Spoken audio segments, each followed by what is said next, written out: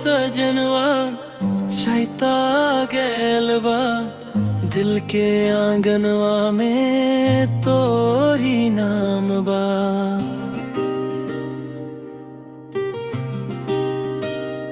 ओ चैता के महीना में फूलवा खिल गइल, तोहरा बिना सजनी के दिलवा रो गइल।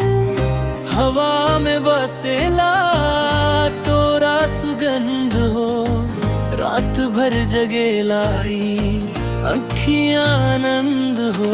चैता में सजना जाओ,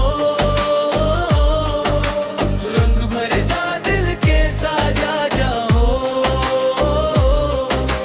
तोरा बिना सुना गेला अंगना,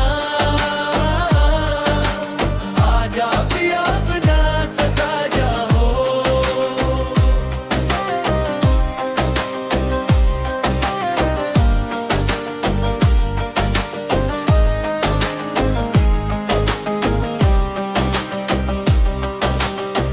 चांदनी रतिया में याद तो हर आए, निंदिया नावे जिया तड़पाए।